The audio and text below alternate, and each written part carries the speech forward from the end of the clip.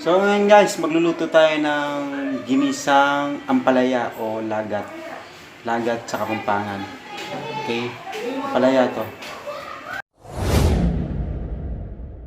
So ngayon guys, ito na yung mga ingredients na gagamitin natin, yung mga iniwan natin kanina. Ayan. So tara, maggigisa na tayo. Samahan niyo po ako. So tara. Ito na, gigisa na natin yung bawang.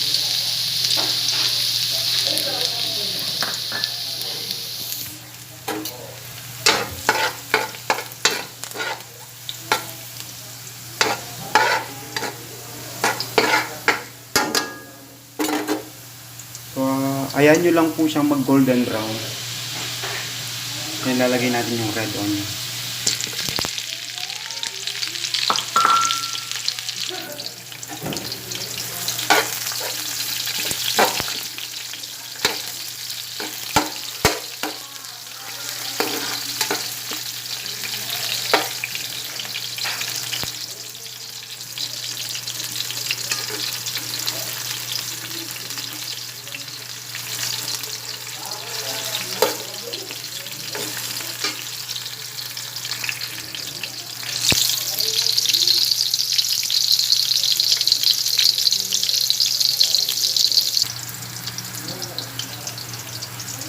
Susunod natin yung kamatis.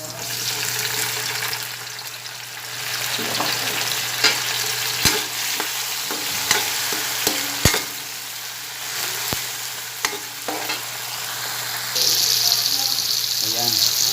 Tapos, lalagay na natin yung ampalaya. So, yung iba, inaano ng tinatanggalan sa asin. Pero ito, mas maganda to. Kung puro siyang hinugasan lang siya.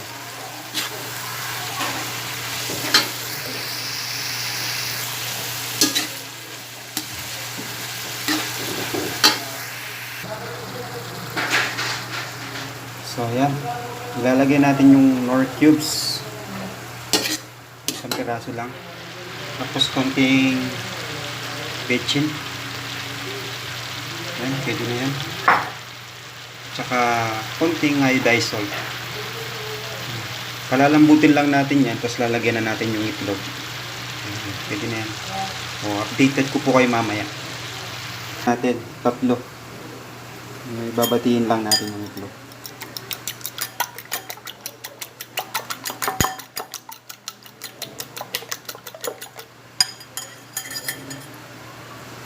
Saka na natin lagay. So, yan. Very, lang to, easy. So, kinakat ko lang yung video dahil mabusisi yung mahaba. Gusto ko lang kasi short video lang sa tutorial na to. Very easy to cook lang to mga guys. Lutuin nyo po sa bahay nyo, masarap. Kontra diabetes. Laga. So, yan na. Ikakat lang po natin yung video natin. Pwede na, luto na. So tara.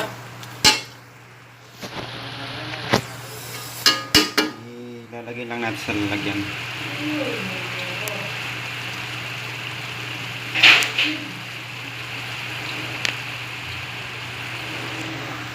Wow.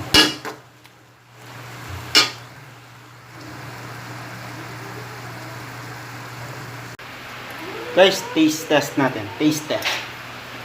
Ang lagat natin. O, kain po, kain.